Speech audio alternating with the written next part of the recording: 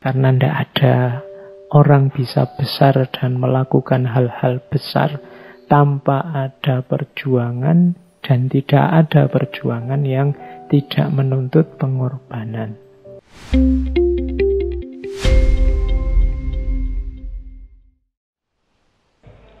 Assalamualaikum warahmatullahi wabarakatuh. Baik, bismillah, kita mulai kajian tentang falsafah hidup, pengorbanan. Saya awali dari sebuah quotes yang populer sekali, yaitu nothing great was ever accomplished without making sacrifices. Tidak ada sesuatu yang besar, yang luar biasa akan accomplish, selesai, tuntas, beres tanpa ada pengorbanan-pengorbanan. Teman-teman bisa silahkan baca sejarah orang-orang besar yang melakukan hal-hal besar. Kemudian tolong dicermati pengorbanan apa yang dia lakukan sehingga dia bisa melakukan hal-hal besar itu. Pasti akan ditemukan, karena tidak ada orang bisa besar dan melakukan hal-hal besar tanpa ada perjuangan, dan tidak ada perjuangan yang tidak menuntut pengorbanan dalam bentuk apapun. Tidak harus capaian-capaian yang luar biasa seperti mendirikan negara, bahkan mungkin yang sekedar apalah, juara sepak bola kah, atau sekedar meraih gadis impianmu kah, atau semuanya butuh pengorbanan. Tidak ada capaian apapun yang tanpa pengorbanan. Hanya saja mungkin selama ini kita kurang menyelami aspek pengorbanan ini sehingga rasanya berjalan otomatis saja.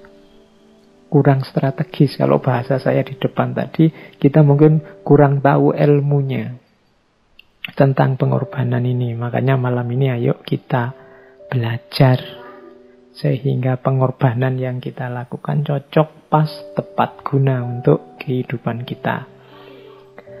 Oke, berlanjut. Apa sih pengorbanan itu? Definisinya banyak. Silahkan dibaca ya teman-teman. Harus banyak baca buku-buku. Harus meluaskan wawasannya. Jangan hanya fokus di satu perspektif, tapi kalau bisa perkayalah dari banyak perspektif. Malam ini saya tidak membawa definisi khusus dari buku. Saya ngambil variabel-variabel dari banyak buku yang mendefinisikan pengorbanan. Dari yang saya dapat tentang pengorbanan ini, menurut saya yang dimaksud pengorbanan itu berhubungan dengan beberapa variabel itu. Kalau di saya itu saya sebut ada 6. Kapan sesuatu itu bisa disebut pengorbanan? Yang pertama ada kesadaran. Yang kedua ada memberi atau mempersembahkan. Yang ketiga ada unsur berharga atau bernilai. Yang keempat ada yang dimiliki, yang kita miliki. Yang kelima alasannya, prinsip tertentu atau nilai tertentu. Yang keenam tujuannya, biasanya untuk sesuatu yang lebih tinggi. Mari kita lihat satu-satu ya, pelan-pelan. Oke, yang pertama pengorbanan itu kesadaran. Jadi agar nilai pengorbanan itu memang bernilai pengorbanan, ya harus sadar bahwa kita sedang melakukan pengorbanan. Kalau tidak sadar itu namanya kecelakaan. Wong pengorbanan itu kita kehilangan sesuatu, memberikan sesuatu. Kalau itu tidak sadar kan namanya kehilangan, kecelakaan. Maka harus ada kesadaran. Tidak bisa kita bilang rasa-rasanya saya sudah berkorban banyak. Ulah kok rasa-rasanya? Lah memang niatnya ingin mengorbankan apa tidak? Kalau kemarin memang tidak sadar tiba-tiba kehilangan atau tidak sadar tiba-tiba memberikan sesuatu, ya kamu sedang tidak berkorban. Tadi kamu mungkin tertipu atau kamu mungkin sedang kecelakaan karena kamu kehilangan sesuatu padahal ya tidak niat. Kesadaran itu kalau dalam agama kan nanti berarti ada niatnya, memang dilakukan secara sengaja. Jangan sampai melakukan pengorbanan tidak sengaja. Oke, ya itu uraiannya panjang tapi teman-teman pasti ngerti ya kalau kesadaran. Yang kedua, setelah sadar, aspek kedua pemberian. Jadi kita memberi atau mempersembahkan kepada yang di luar diri kita. Jadi sadar untuk memberi atau mempersembahkan. Yang ketiga, yang berharga.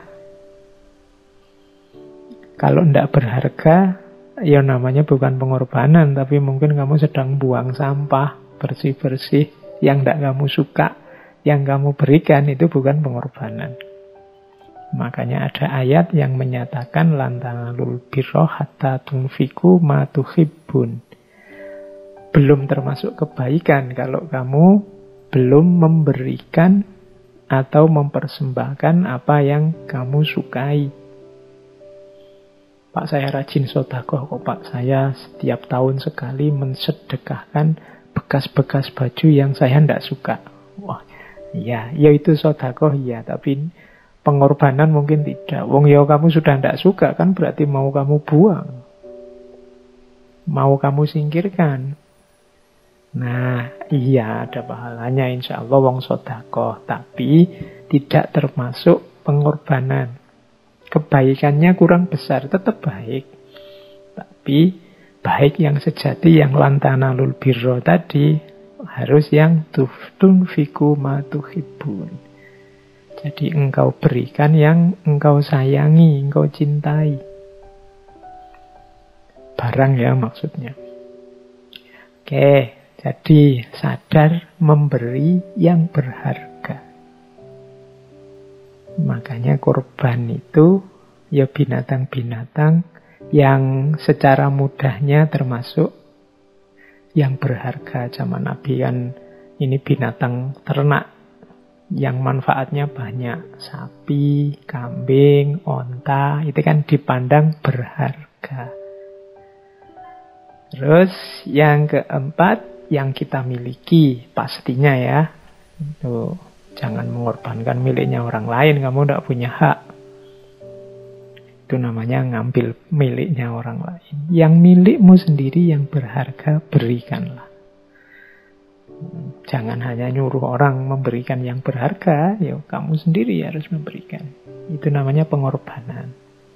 Jadi aktivitas sadar memberi atau mempersembahkan yang berharga, yang dimiliki. Terus biasanya karena prinsip atau nilai tertentu yang kita percayai kebenarannya. Misalnya ada pahlawan berkorban demi nusa bangsa, negara, agama. Itu kan ada prinsip yang dia yakini kebenarannya.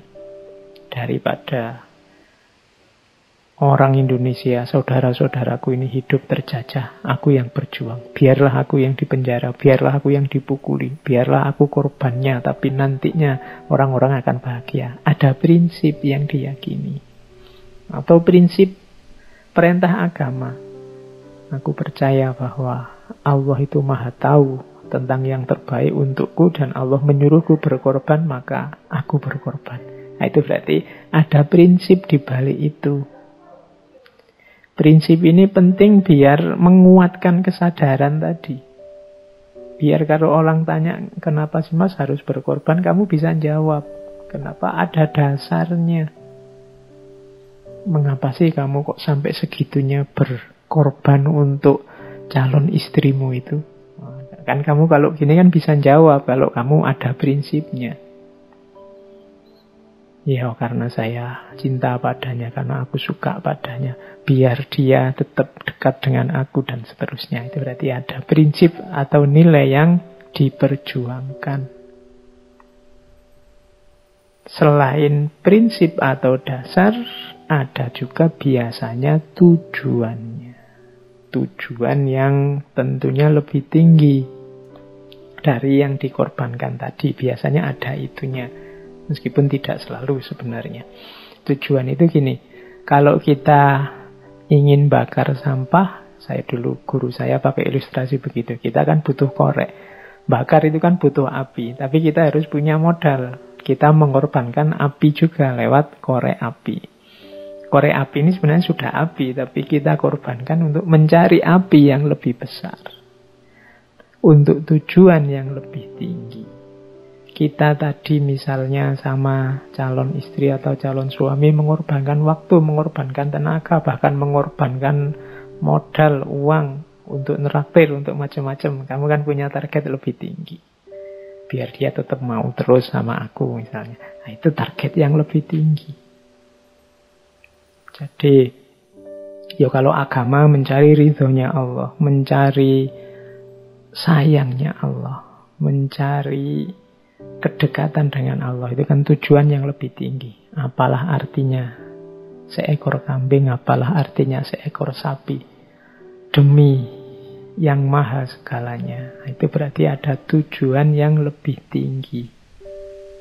Jadi korban itu secara definisi ada 6 variabelnya, yaitu kesadaran untuk memberi atau mempersembahkan yang berharga yang kita miliki dengan dasar prinsip atau nilai tertentu untuk tujuan tertentu yang lebih tinggi.